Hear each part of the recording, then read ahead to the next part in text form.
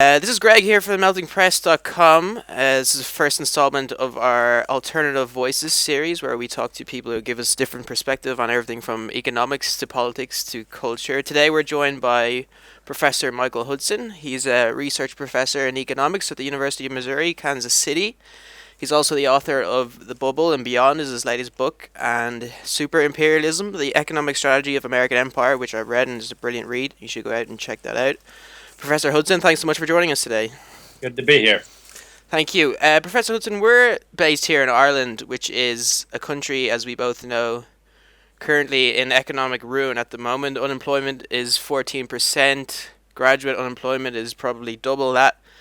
Where did it all go wrong for Ireland? The fact that your unemployment is intentional policy by the Irish leadership of both parties. None of this unemployment is necessary. It doesn't have to be this way. The government was suckered into paying the debt for its corrupt bankers, something that other countries wouldn't have done. And the problem is that even when you Irish do as you should have done and voted out the party in power, the party coming in has exactly the same policy as the former one. It's very much like the United States, where we voted out Republican George Bush and then got an even more Republican Democrat, Barack Obama. So the problem is that there is no body of theory or policy in Ireland to show that there's an alternative to this unemployment. There's a belief a Thatcherite belief that there is no alternative. And of course there's an alternative. You shouldn't have paid, and you should not have to pay the European Central Bank or the IMF or the other parties that misinformed you.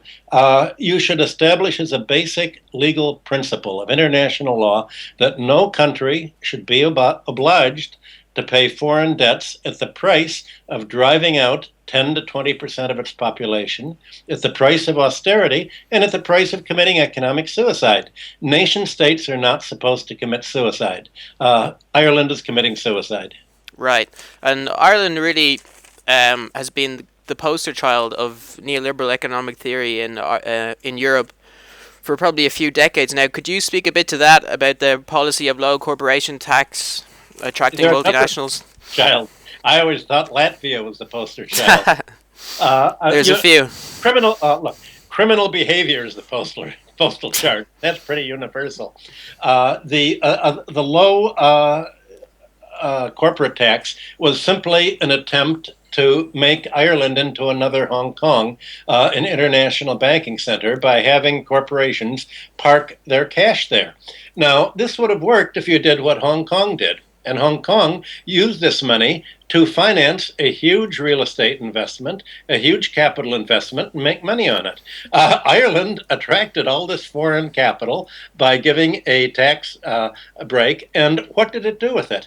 It turned it over to the crooks and let the crooks steal it all, and the crooks stole it by offering very high rates of return to money managers to take a risk, and then it said that it let the IMF and the European Central Bank come in and say, well, they took a risk, but don't make them pay for it. Make the taxpayers pay. And so the Irish people said, we don't want to hurt the rich. We would rather be poor than make the rich lose money, because the rich are our job producers. Unfortunately, they're your job producers in America, in Germany, and the other countries that you're emigrating to. Right, and just tracking back a bit on the point you made, we also had another problem specific maybe to Ireland, which was the housing bubble that took place over the last 20 years or so. Is that something that is necessary, or is a result of the low corporation neoliberal policies that you have to inflate asset prices like this to No. compensate for income? The housing bubble has nothing to do with the corporation tax at all. It has to do with the absence of a land tax on real estate.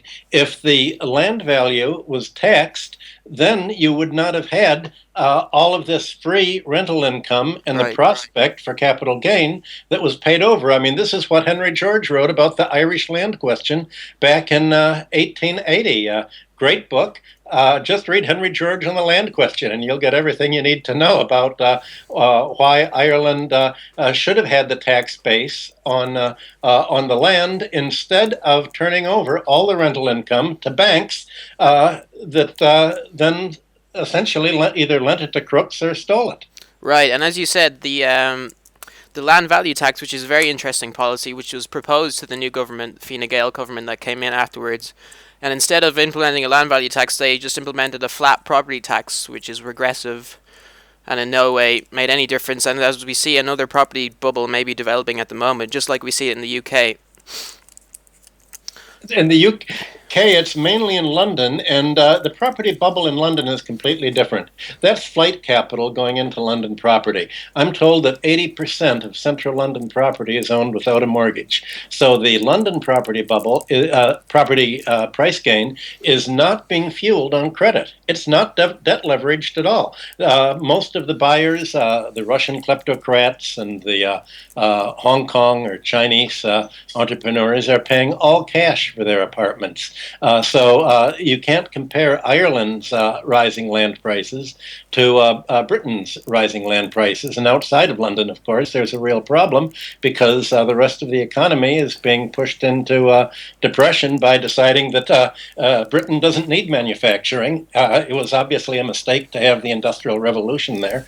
And all it needs is bankers. And as long as they can steal money from the Irishmen, who needs to manufacture anything?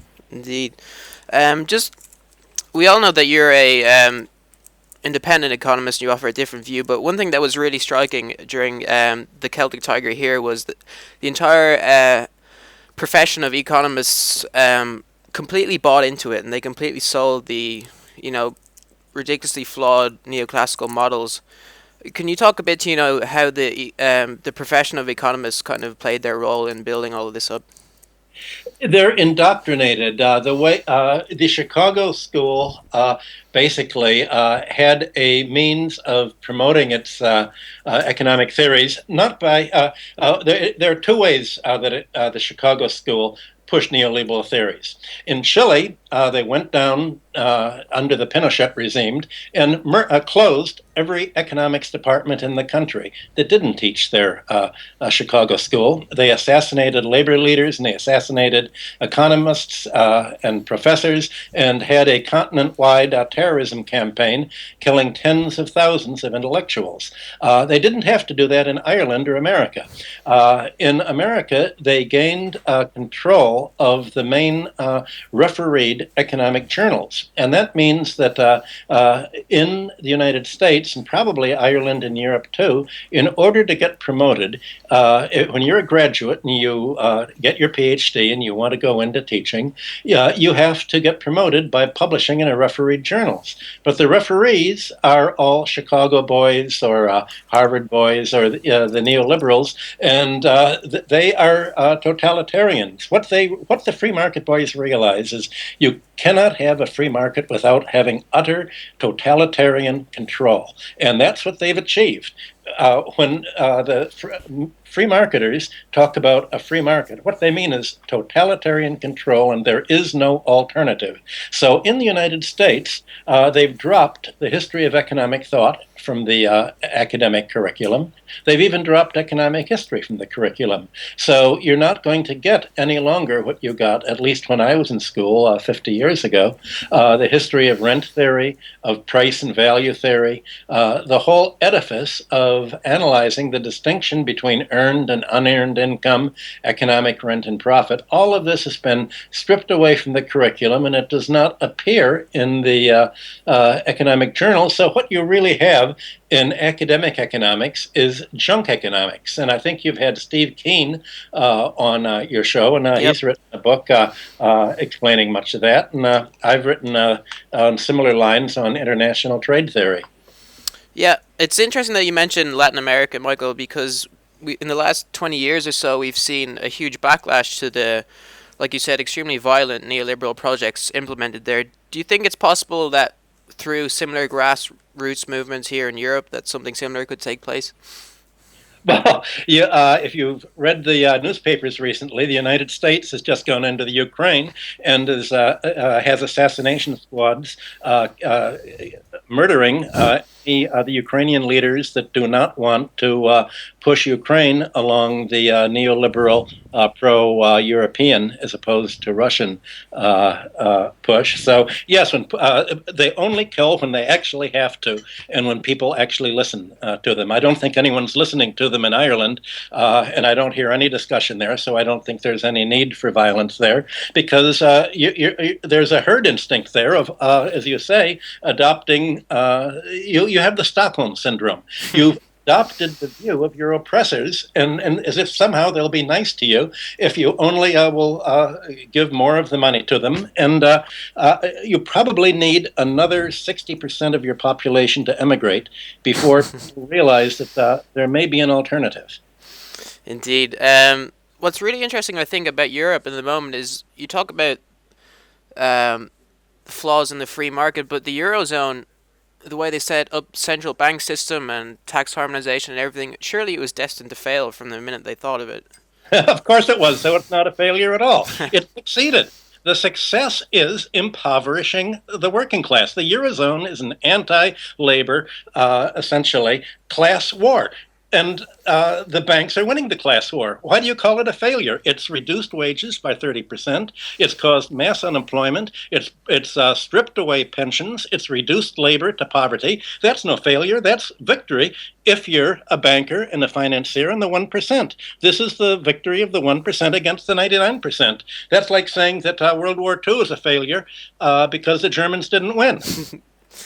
You're absolutely right. And just can you explain to the listeners, Michael, we all know how visible the financial lobby is in the United States. I mean, it's completely transparent that the politicians there are bought, but in Europe they kind of it seems slightly more obfuscated. How does the lobbying work at Europe?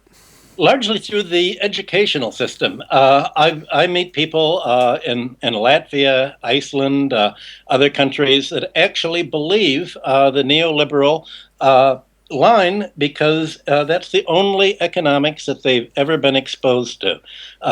And what the neoliberals realize is the way to make sure that there is no alternative is to make sure that people don't know that there's an alternative. So what you have is junk history, teaching junk economics, and people think the world's always been this way and that there isn't any other way of doing things. And of course, that's crazy, but that's that's what's happening. And can you tell us how specifically the euro, the single currency, how that has restricted countries' ability to dig their way out of crisis? Okay, let's compare how the United States handled its bank bailout after 2008. Now Europe did. In the United States, they didn't raise taxes on people. They didn't borrow from foreigners. The Federal Reserve created $4 trillion of credit just electronically on its keyboard. That's what a central bank is supposed to do. It's supposed to create the money to monetize and finance government spending deficits. The euro forbids this in two ways. And this is what the German court ruled in Karlsruhe last week. The European Constitution prevents the European Central Bank from lending to governments. They won't monetize debt. There's no real central bank to just create the money to give to the crooks. So instead of creating the money to give to the crooks, the American and the Anglo-American way, they actually make the taxpayers pay to pay the crooks.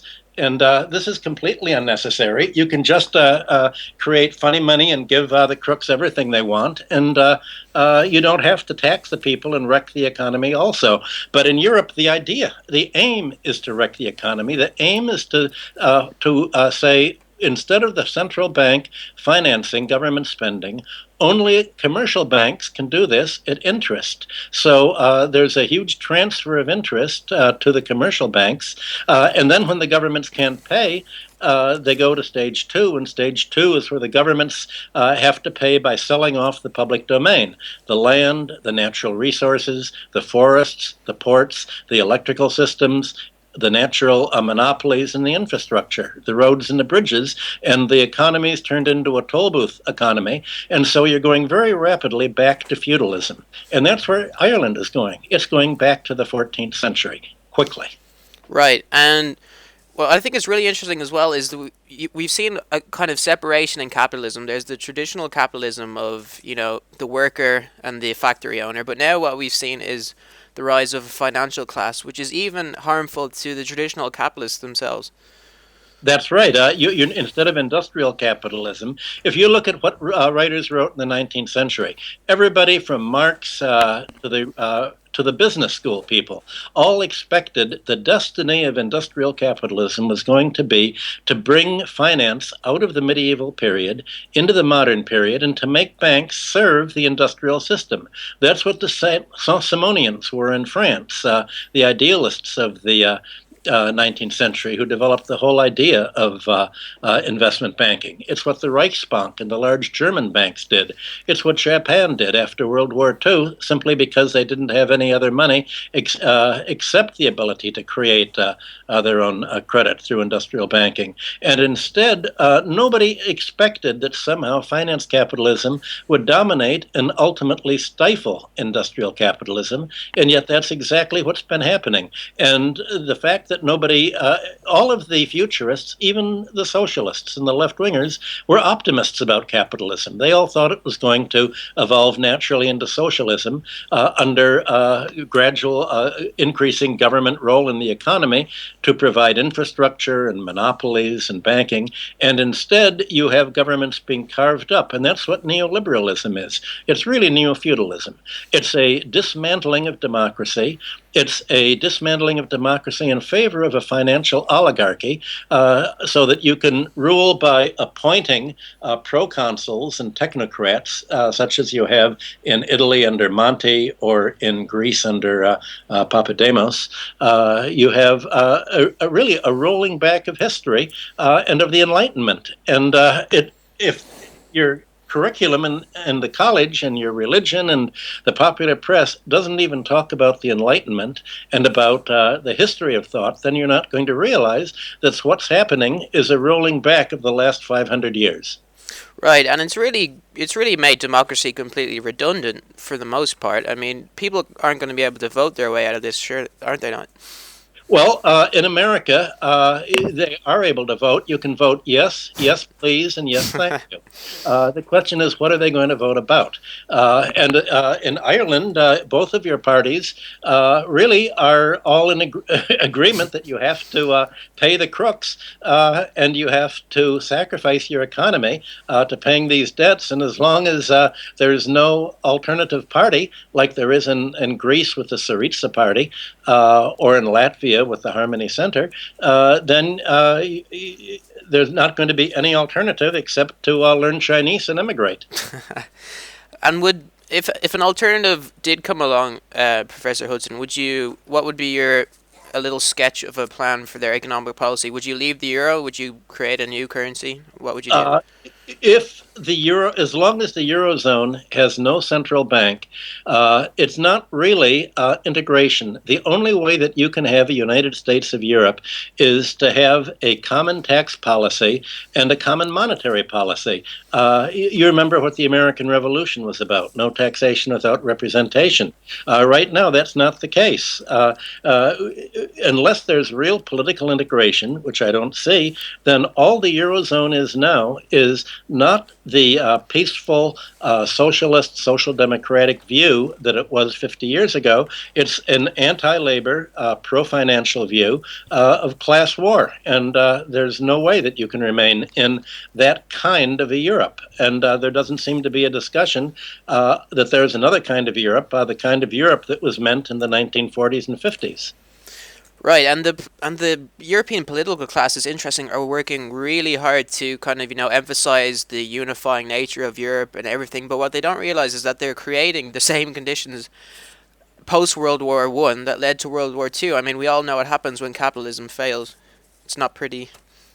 Well, that's what's happening in the right-wing parties all over Europe, and you see the United States promoting the neo-fascist parties in uh, Ukraine, the Baltics, and in the periphery of the former Soviet Union. Right, and what is the United States' view on Europe? I mean, we've seen there was a time. That Europe is a dead zone. That they're ignoring Europe. Remember what Donald Rumsfeld, the Secretary of Defense, Mhm. referred contemptuously to old Europe. Right. That's what it's looked at. Europe is shrinking. Its population is leaving. It doesn't matter. Its leaders are so totally American puppets that they can be completely ignored. It has no role to play in the United States except to be very much like Japan or an appendage. Right, and do you think the U.S. has actively contributed to the decline of Europe, just like maybe it did Of with course. Japan and other rivals? I was told 30 years ago that almost all of the transportation payments of members of the Socialist International, which the Greek Papandreou was the head of for many years, were paid for by the CIA. The CIA has now we're finally seeing the maneuvering that is put the kind of European leaders in charge from Germany to England that are very pro-American, and you can just see from the cables that were leaked last week about how the United States is maneuvering to make pro-U.S. puppets in the Ukraine, like they maneuvered in Russia to have a Yeltsin put in. And do you think the levels of inequality will surpass the U.S., which we know is one of the worst, most unequal societies in the Western world? It's a race to the bottom. Right. It's hard to tell. It'll be a tight race.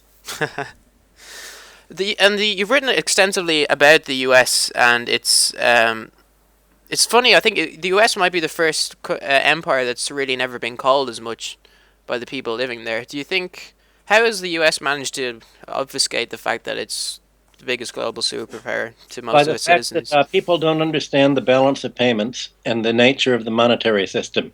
They don't understand that the dollar standard internationally means essentially that America's balance of payments deficit, which is almost entirely military for many decades, is the basis of the central bank's monetary reserves. So the world monetary reserves rest on loans to finance the American military surrounding of the rest of the world. People don't understand the balance of payments and how the financial system works, and they don't look at what is behind. What are these central bank reserves used for? When they hold treasury bills, what is the deficit resulting from? What is the balance of payments deficit and the budget deficit resulting from? There's no, this kind of analysis simply is not widely publicized there.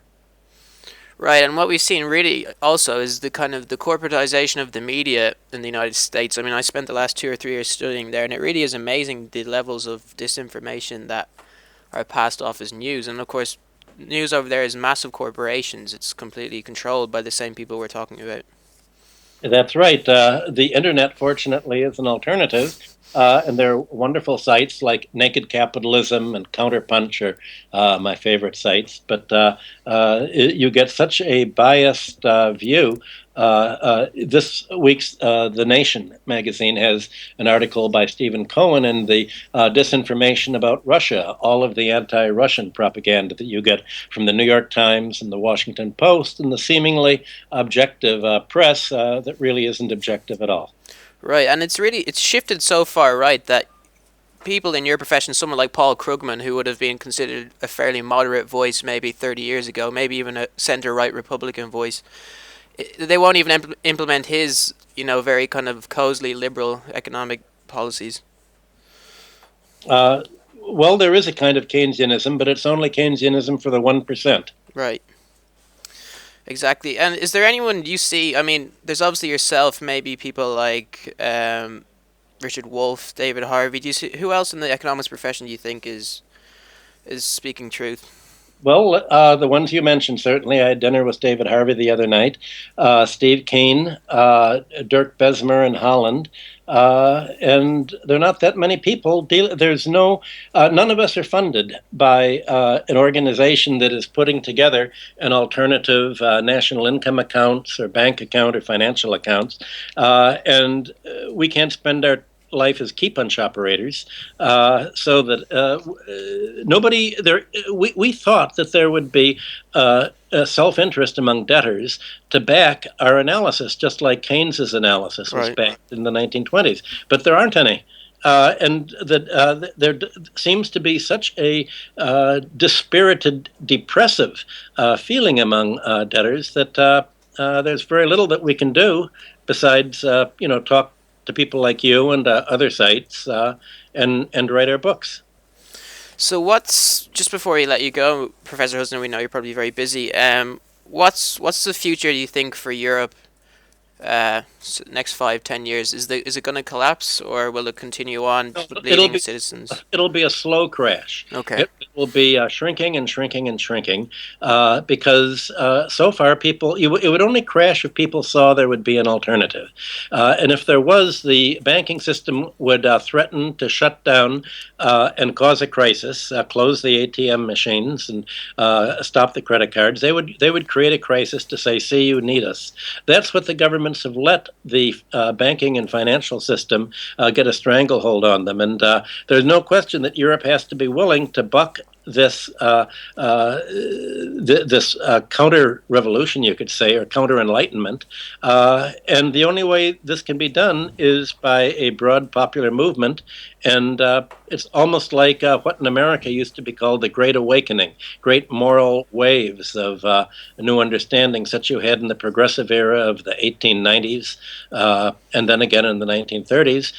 It doesn't seem to have got to that point. The Europeans are so dispirited. Nobody see. There's a basic motto among the oppressors: you don't know when people will begin to fight back until they actually do. And so they're just tightening the screws and tightening the screws.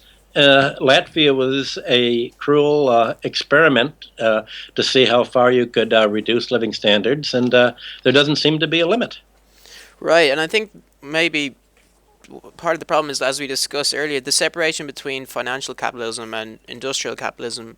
In previous kind of revolutions and movements, it's been very easy to identify, workers' injustice being not being paid enough and seeing their owners take too much of the profit. But with the shadow banking sector, it's just so invisible to the everyday worker. How can we see that people are going to actually? How can we even dismantle this thing if they don't even know it exists? There's a feeling that people can get rich by going into debt, and that debt leveraging is how to get rich. And that works if you can borrow $1 billion and swamp a market and become a monopoly. But if you have less than $1 billion, borrowing money and debt leveraging doesn't help you get rich. It just leads you into debt peonage. And so I guess in Ireland, they have to look at the whole Irish history and the history of other countries, like the Ottoman Empire in the late 19th century, the ruin of Egypt, the ruin of Persia. Was talked about regularly in the 19th century. All this has happened before. It's not new at all. And all they have to do is look at history and say, do we want to go that route, or is there an alternative? Brilliant. Okay, guys, that was Michael Hudson. Please check out his work on his website, michaelhudson.com. He's two brilliant books out as well. I suggest you read them. Professor Hudson, thanks so much for taking the time out today. Good to be with you.